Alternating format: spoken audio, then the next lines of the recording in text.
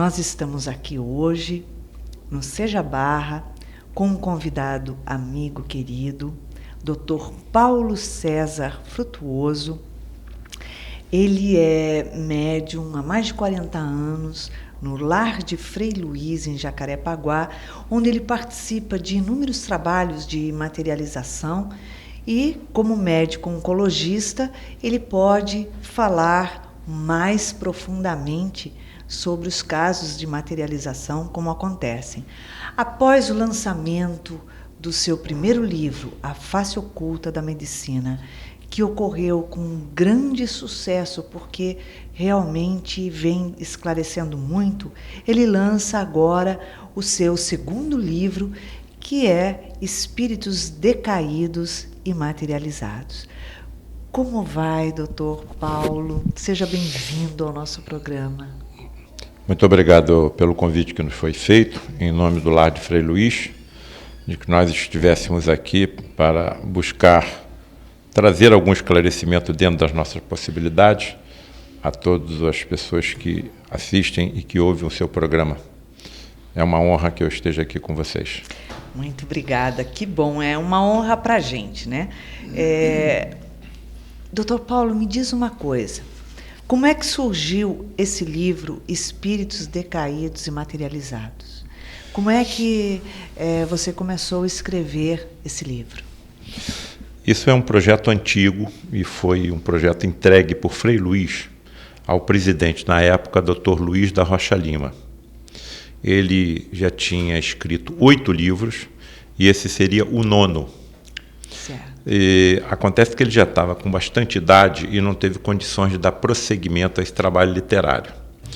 Por volta de 1995, todo o acervo que ele tinha deixado, as referências bibliográficas e o que eu considero uma joia da coroa, as fotografias de entidades decaídas materializadas, me foram entregues pela nova diretoria para que eu trabalhasse e estudasse a possibilidade de dar prosseguimento a esse trabalho, escrevendo o 9º livro, que seria inicialmente chamado Monstros da Espiritualidade, e que depois que o trabalho ficou pronto, Frei Luís sugeriu ou pediu que nós modificássemos o nome do livro, tornando-o um pouco mais brando. Então nós optamos pela titulação Espíritos Decaídos Materializados. Foi um trabalho de 18 anos de estudo, de pesquisa, de aprofundamento dentro dos fenômenos de materializações, e eu procurei colocar no texto desse livro um estilo jornalístico, ou seja, nós fomos pesquisando passo a passo tudo o que aconteceu e colocamos no texto. E o livro foi lançado aí em agosto de 2014 e nós já estamos aí com aproximadamente 4.000 exemplares já vendidos, não é? E o interesse está sendo bastante assim, semelhante ao que aconteceu com o primeiro livro, A Face Oculta da Medicina. Outra coisa que eu acharia importante dizer é que nós esperamos muitos anos para que a autorização de Frei Luís viesse para que esse livro fosse lançado, pela contundência, não é, que ele representa. E hoje eu entendo por quê. Havia necessidade de um aplanamento do terreno que foi feito pelo primeiro livro, A Face Oculta da Medicina, onde nós procuramos descrever cientificamente os fenômenos de materializações. Então havia necessidade, primeiro, da chegada da Face Oculta da Medicina, preparando o terreno para que o segundo livro, Espíritos Decaídos Materializados, ocupasse então o seu lugar. Certo, porque é bem vasto, né, a documentação e as comprovações que tem sobre esses casos de materializações. Inclusive fotos, pesquisas, e isso é uma coisa que são comprovações de que existe algo entre o céu e a terra que é muito maior, muito mais forte do que os nossos olhos podem ver, né? Como é que se dá um caso de materialização? Como é que ocorre esse trabalho, esse efeito? O que é necessário para que possa haver materialização? Porque nós sabemos que hoje em dia não é muito comum, né? Nós sabemos que são pouquíssimos locais que ainda trabalham com materialização hoje. Então, como é que se dá o preparo desse trabalho? Bem, para que haja a materialização de um espírito, você precisa da presença de um sensitivo muito raro, chamado médium de efeitos físicos. São sensitivos que foram estudados por grandes cientistas no passado e que são indivíduos que entram em transe mediúnico com muita facilidade. Para que fique bem claro, eles desmaiam. E quando estão nesse transe, começam a exalar pelos orifícios naturais do corpo, nariz, boca, ouvidos, poros cutâneos, um fluido energético que foi batizado por Charles Richet, um dos grandes pesquisadores, inclusive detentor de prêmio Nobel de Fisiologia e Medicina pela descoberta da resposta anafilática, como ectoplasma. Então, essa é a condição fundamental. Segundo, as pessoas que acompanham o médium num fenômeno de materialização precisam estar muito bem conscientizadas da responsabilidade que é estar presente ao encontro desse. Porque esse fluido energético chamado ectoplasma, ele é sensível ao próprio pensamento. Então nós não podemos estar presente a uma reunião dessa pensando nas dificuldades que nós temos na nossa casa, nas dificuldades que nós tivemos na semana do nosso trabalho. Porque isso vai prejudicar o fenômeno. Muito bem. Então, por que são fenômenos tão raros? Primeiro, porque são médiuns muito raros. Segundo, porque são médiuns muito difíceis de serem desenvolvidos. Terceiro, porque é muito difícil você conscientizar uma assembleia ou uma assistência que acompanhe esse médium durante um fenômeno de materialização. Determinadas condições especiais também são obrigatórias. O ectoplasma é muito sensível aos fótons da luz branca, seja ela artificial, seja ela natural. Então, os fenômenos de materializações ocorrem na escuridão completa. Se nós estamos na escuridão completa, como é que nós veremos uma entidade espiritual materializada? Porque quando ela se materializa, de acordo também com a sua evolução, ela tem o seu corpo luminoso, como se fosse um astro. Então, todos que estão presentes na reunião verão a entidade materializada. Que fique bem claro aqueles que estão tendo contato, no momento, com o fenômeno da materialização de um espírito. Quando o espírito se materializa, não é somente o médium vidente que o vê, todos os veem. Se ele falar algo, todos ouvirão. Se ele exalar algum odor, todos captarão pelo olfato.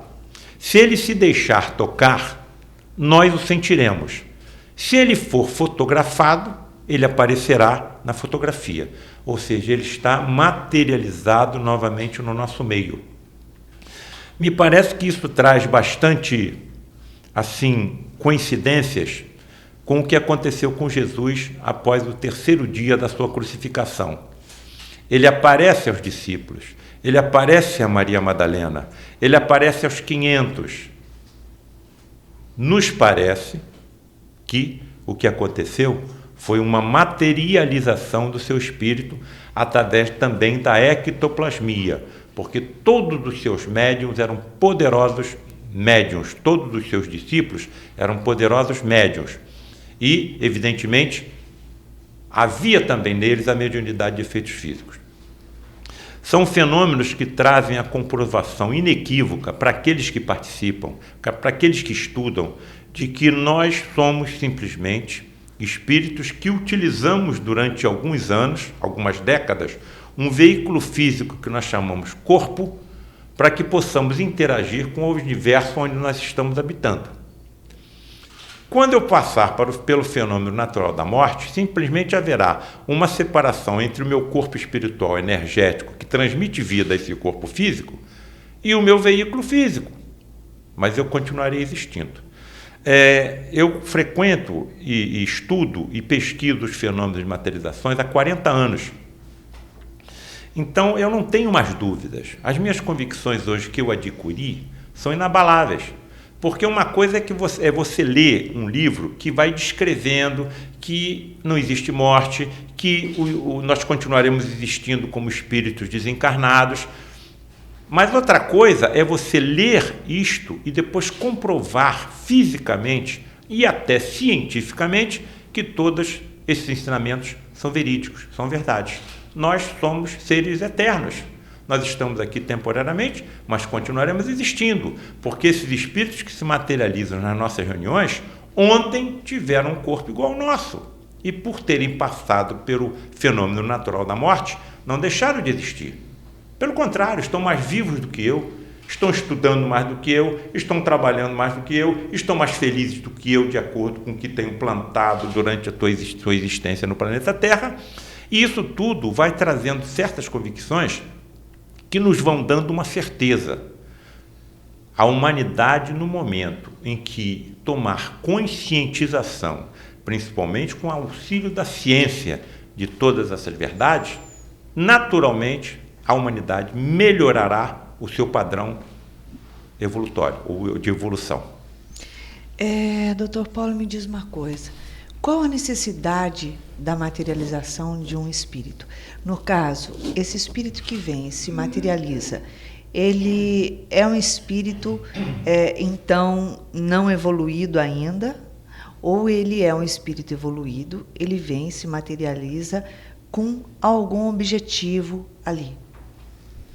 Bom, o principal objetivo das materializações que ocorrem no lar de Frei Luís é o atendimento de pacientes graves, pacientes que a medicina convencional pouco pode fazer. E quem mais se materializam nas nossas reuniões são espíritos médicos, que evidentemente trazem recursos e conhecimentos muito superiores a nós médicos da Terra. No final da década de 70 e no início da década de 80, Frei Luís ordenou que fosse convocada uma assembleia, aproximadamente de 13 pessoas componentes do grupo, que acompanhariam um médium de efeitos físicos durante 7 reuniões especialíssimas.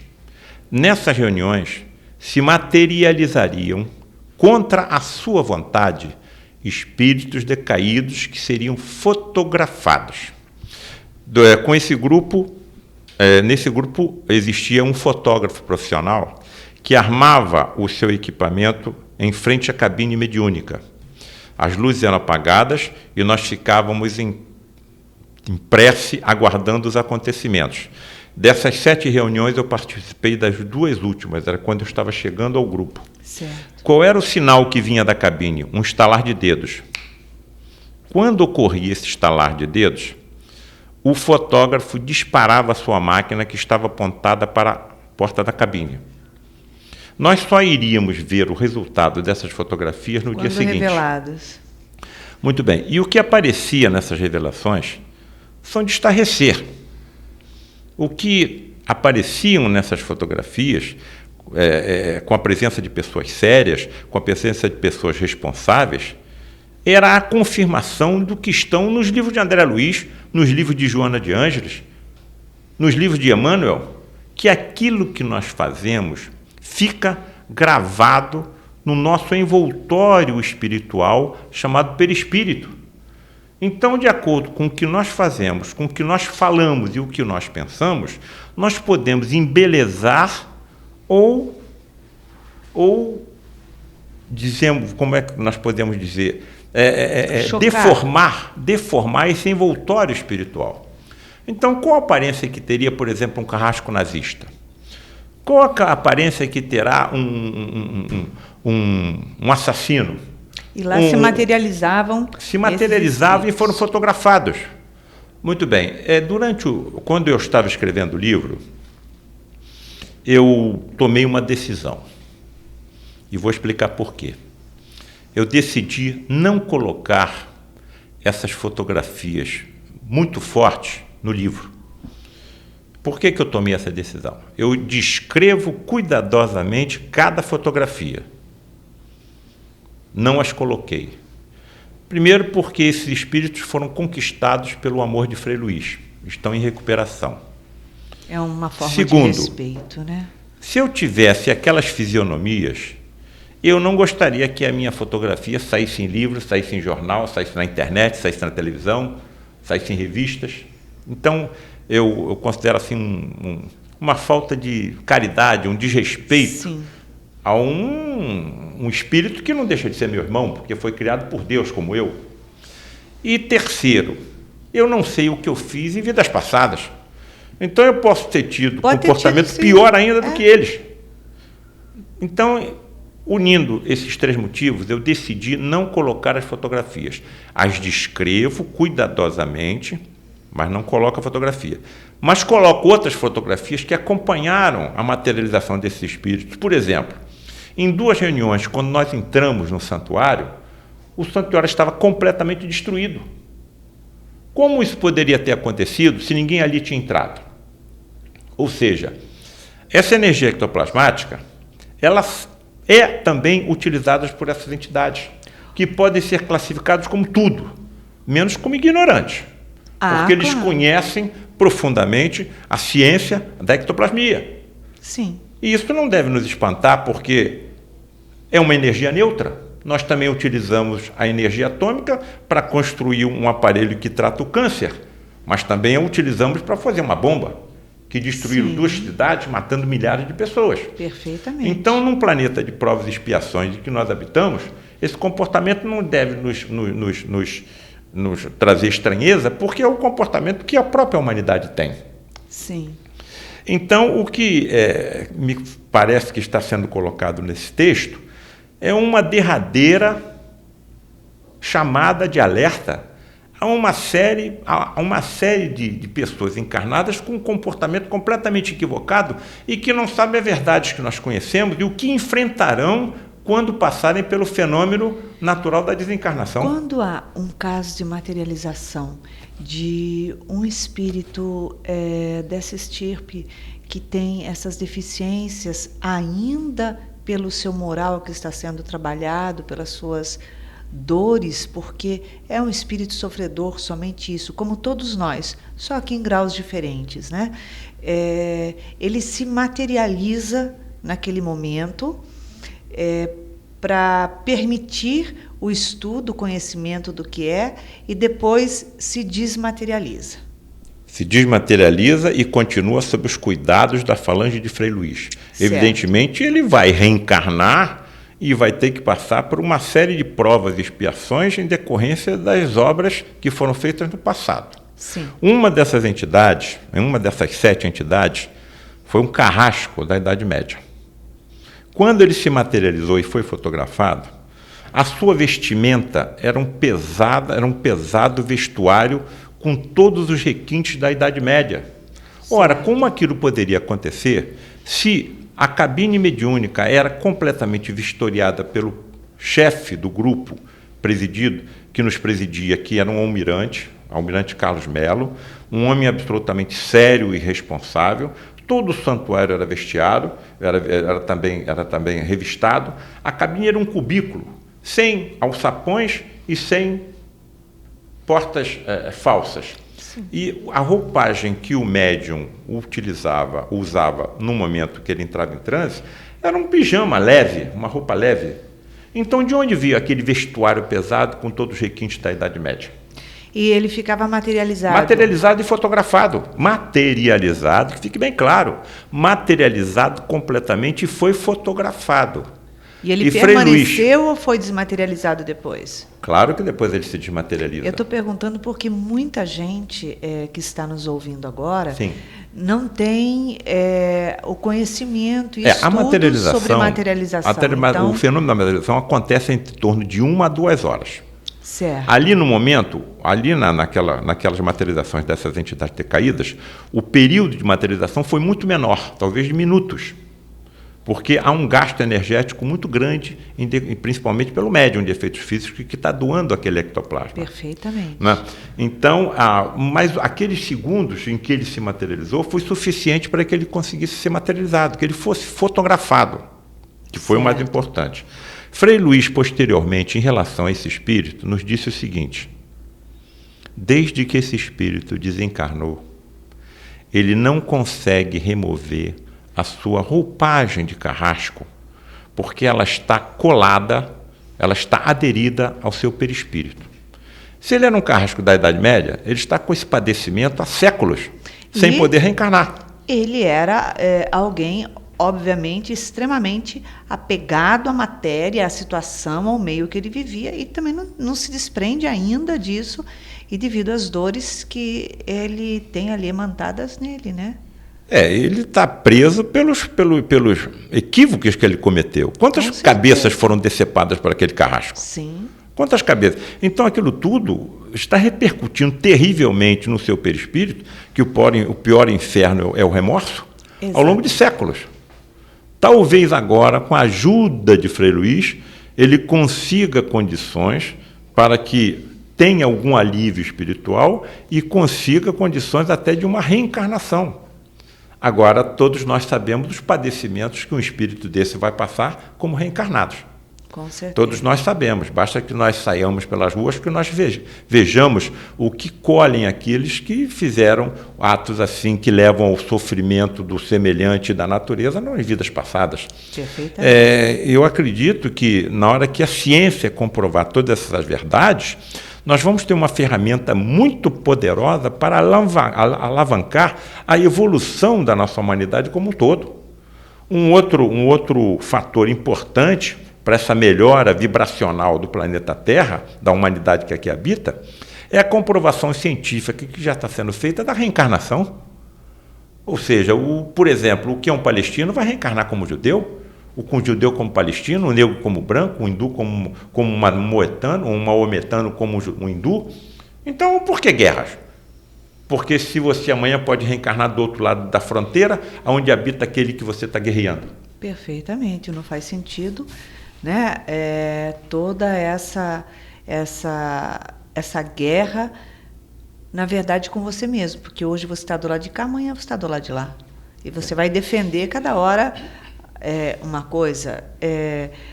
Na verdade, esses espíritos que ainda têm tão impregnados sobre si essa dor, porque não deixa de ser uma dor profunda, um remorso profundo, só poderão ter isso transformado através da sua modificação moral, né? Da sua transformação e da oportunidade encarnatória, porque ele não tem uma recuperação na espiritualidade a não ser na matéria, né?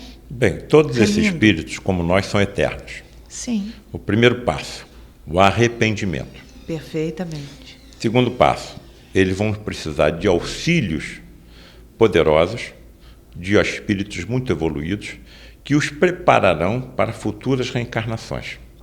E haverão de ser preparados para encarnações dolorosas. Perfeitamente. O planeta Terra está em vias de subida, de degrau, e deve passar de um planeta de provas e expiações para um planeta de regeneração. Sim. Um planeta de regeneração é como se fosse uma estalagem onde você pudesse se abrigar durante alguns momentos, após uma longa caminhada. Você se recupera, você descansa para dar continuidade a essa caminhada. Certo. A Terra subindo de degrau de planeta de provas e expiações para um planeta de regeneração, provavelmente não poderá abrigar espíritos muito endividados, que deverão reencarnar em planetas de provas e expiações, talvez em níveis ainda inferiores ao da Terra. Isso está citado em algumas obras mediúnicas que falam sobre a impossibilidade, por exemplo, de um carrasco nazista reencarnar num corpo igual ao nosso, porque tamanha é a deformidade do seu perispírito que não cabe num corpo igual ao nosso. Bom, nós estamos nesse papo delicioso, profundo, mas estamos indo para um pequeno intervalo e voltamos já já. Estamos de volta no segundo bloco do nosso programa Plenitude. E com a entrevista deliciosa aqui com o Dr. Paulo César Frutuoso. E nesse segundo bloco, nós vamos focar um pouquinho mais na área do tratamento. Como é que acontece isso? Voltando então aqui à nossa conversa, ao nosso bate-papo. Dr. Paulo, fala pra gente o seguinte, como o senhor disse logo no primeiro bloco, que há ainda alguns trabalhos de materializações, mas no caso de doenças extremamente graves, né? Como é que acontece isso? No caso de uma pessoa com uma doença gravíssima e que não há mais recursos na medicina convencional, na medicina da matéria, e busca-se uma chance num tratamento espiritual. Como é que se dá esse trabalho? Se é materializado, no caso de um tumor, por exemplo, e há a chance de recuperação do paciente? Como é que funciona esse trabalho? Bem, o que nós deixamos bem claro a todos os pacientes que são levados nas nossas reuniões é que não existem milagres. Perfeitamente. E também não prometemos nenhuma cura milagrosa. Né? Para Deus nada é impossível. Sim. A grande maioria, para não dizer todas as doenças, principalmente as doenças genéticas, e o câncer faz parte das doenças genéticas, é a mais frequente doença genética que nós conhecemos, ela tem origem no perispírito. Sim. Ou seja, naquele envoltório energético que reveste o espírito, cuja composição para nós é um completo mistério. Ninguém sabe como é composto o espírito. Em relação ao perispírito, fala-se numa composição semimaterial ou numa composição antimaterial. A antimatéria comporia o perispírito. E ali estaria gravada todas as nossas impurezas que ali foram colocadas por nós próprios, de acordo com o que fizemos, com o que falamos e até com o que pensamos. Então, os tumores, o câncer, seria uma forma de remoção, um aspirador das impurezas existentes no espírito. É nesse perispírito que essas entidades materializadas atuam. Eles trazem instrumentos energéticos, luminosos, e a própria luminescência que exala dos seus corpos é utilizada na limpeza desse perispírito. Muitas vezes, ou todas, esses benefícios no perispírito repercutem no corpo físico. Em alguns raros casos, se consegue uma cura, através da associação da medicina espiritual com a medicina terrena, com a medicina material, que é aquela que eu, como cirurgião, exerço. O que eu coloco no nosso livro, A Face Oculta da Medicina, é que existem duas formas de tratamento de qualquer doença. Aquela do corpo material que nós, médicos da Terra, exercemos. Mas, sem percebermos, nós estamos sempre acompanhados também por colegas espirituais, que enquanto nós estamos cuidando do envoltório físico, do corpo carnal, eles estão cuidando do corpo espiritual e do perispírito. Então, nós levamos os pacientes, eles são colocados em leitos, o médico espiritual se materializa, sai da cabine e banha o corpo do enfermo com essa luminescência que sai do corpo próprio do espírito ou dos instrumentos, sabe lá Deus de onde, eles trazem. Em algumas oportunidades raras, cirurgias, na acepção da palavra, também são realizadas com extração de peças defeituosas, como válvula mitral, em que eu descrevo no livro A Face Oculta da Medicina, e tumores. Nunca vi, em nenhuma dessas reuniões, seja pelos espíritos materializados, ou sejam com os espíritos super corporizados,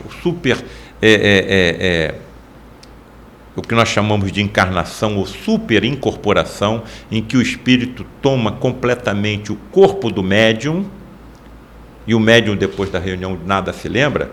Eu nunca vi em nenhum desses tratamentos, embora presencie sangramento, extração de tumores e partes defeituosas, a utilização de qualquer instrumento metálico. Eles não utilizam tesoura, eles não utilizam canivete, eles não utilizam arame, eles não utilizam bisturis, eles não utilizam nada. Mas o que eu vejo é a corpo. mão do médium, a mão do espírito e, pelo que eles nos informam, a potência da sua força mental.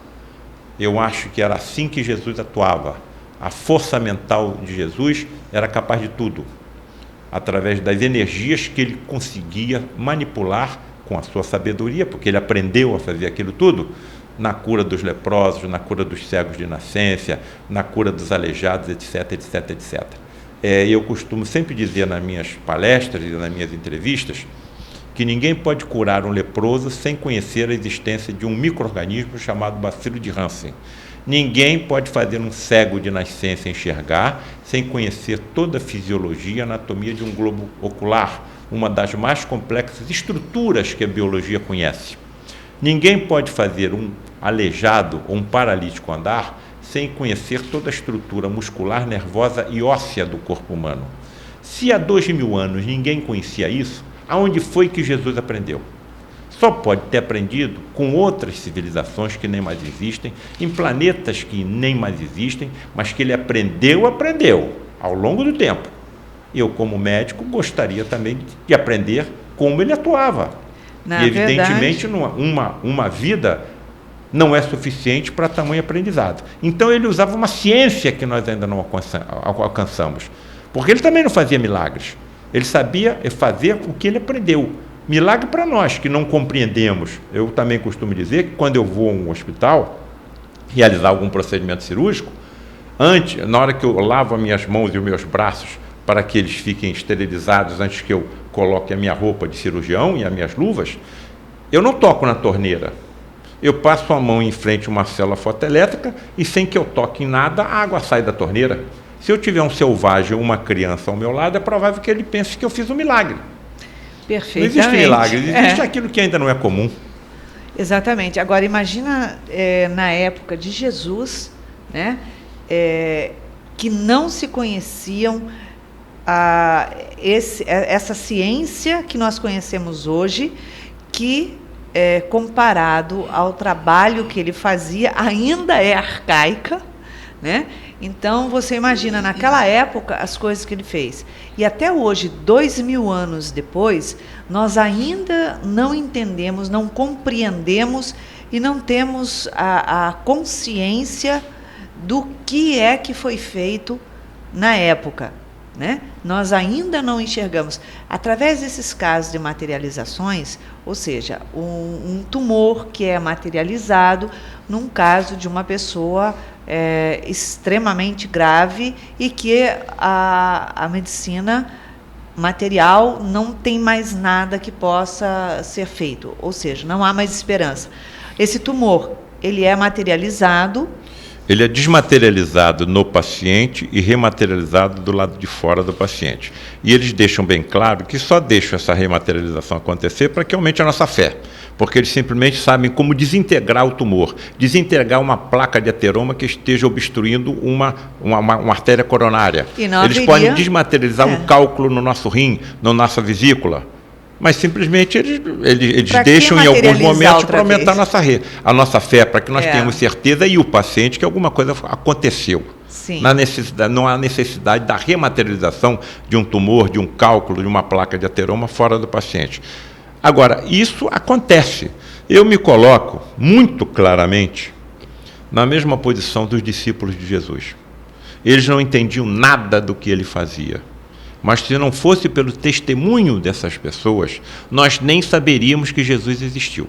Sim. O que eu coloco nos meus livros é um testemunho para que aqueles que venham depois de mim vejam ou tomem conhecimento do que eu vi e deem continuidade a essas observações e aprofundamento dessa nova ciência que está surgindo na medicina. Perfeitamente. No Seja Barra, nós também temos o tratamento espiritual que acontece.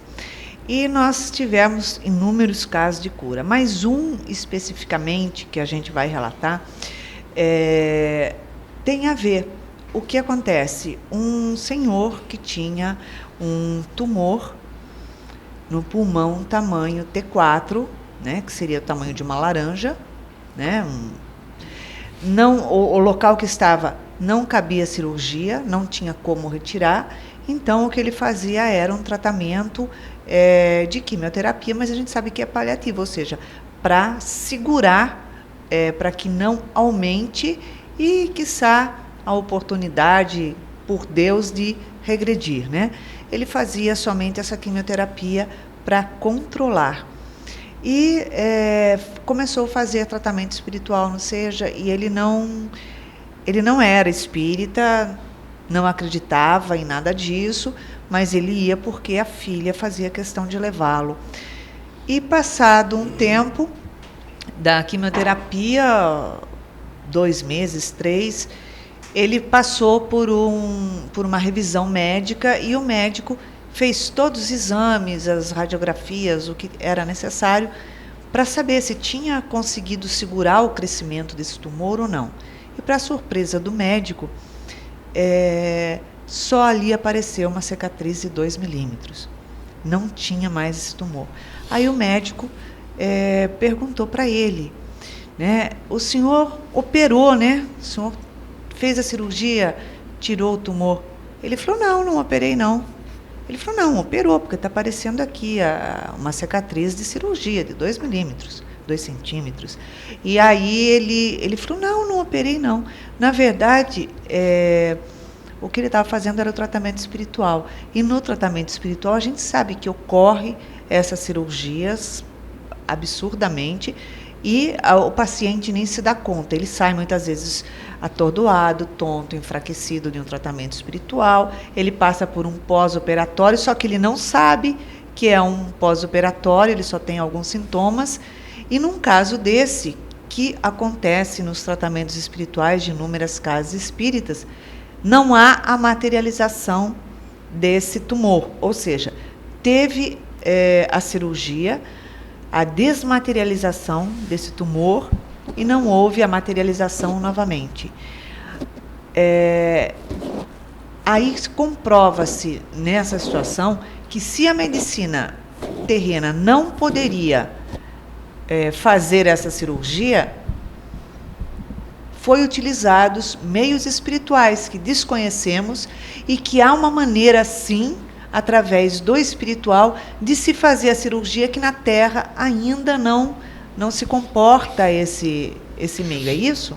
Não, eu acho que faria uma pequena correção.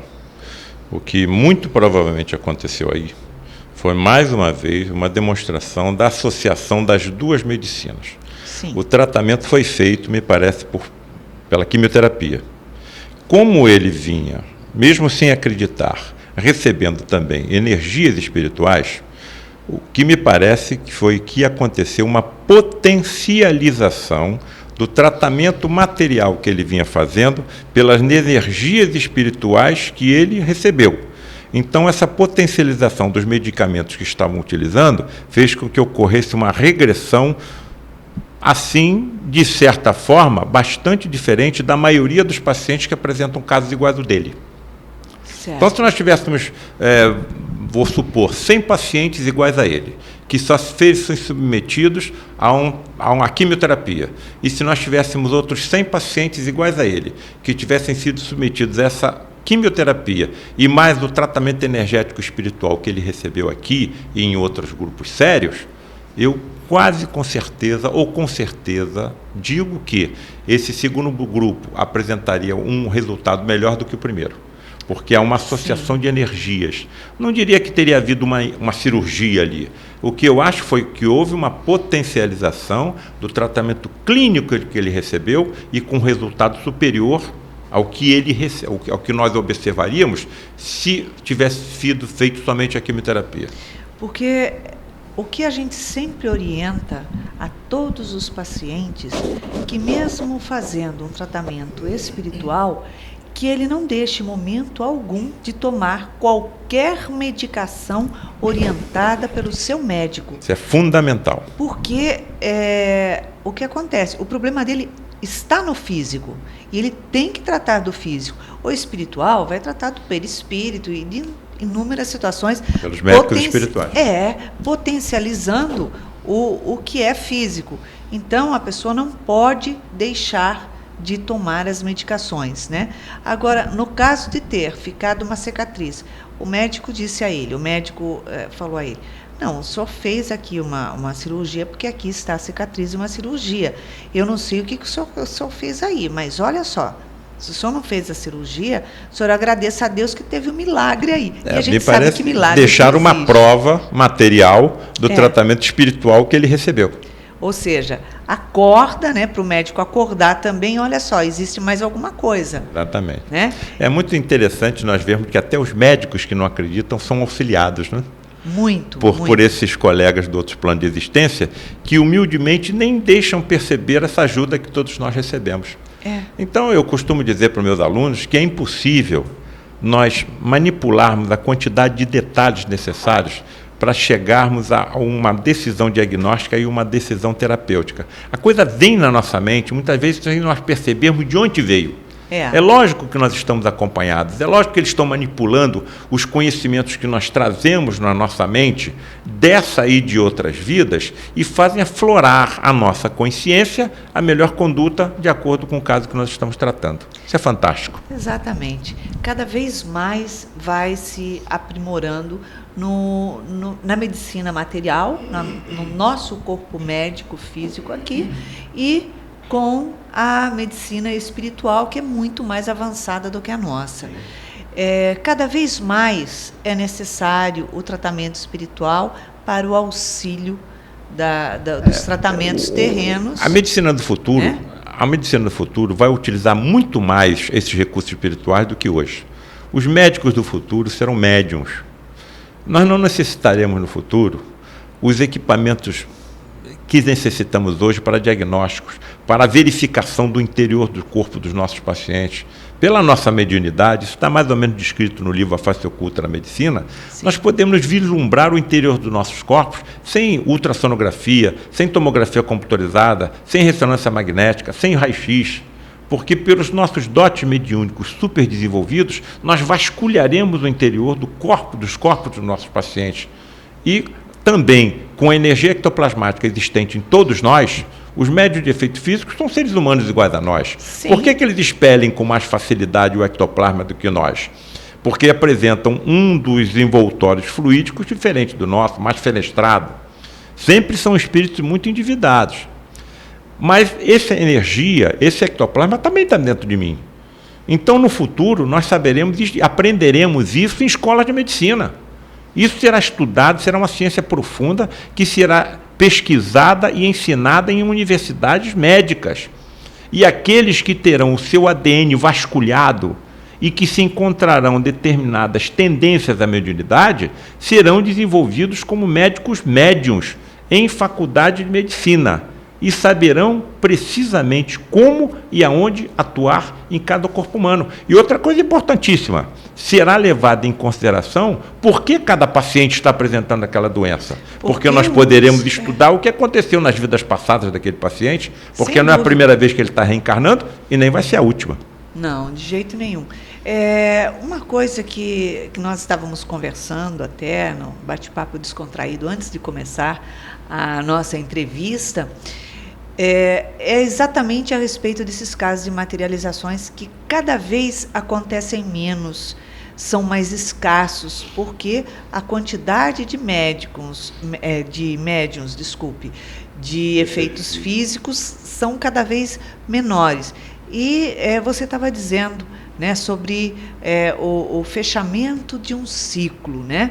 Ou seja, cada vez mais existem a necessidade de se comprovar porque a amplidão mediúnica de nós encarnados cada vez vem se aprimorando mais. Fala um pouquinho sobre isso, sobre esse fechamento. Sim, os médios de efeitos físicos, eles têm uma composição genética. E o que acontece no ADN deles ainda está oculto no erradamente chamado ADN lixo. A ciência chama grande parte do ADN, porque não constitui proteínas, de lixo. Isso já está mudando velozmente.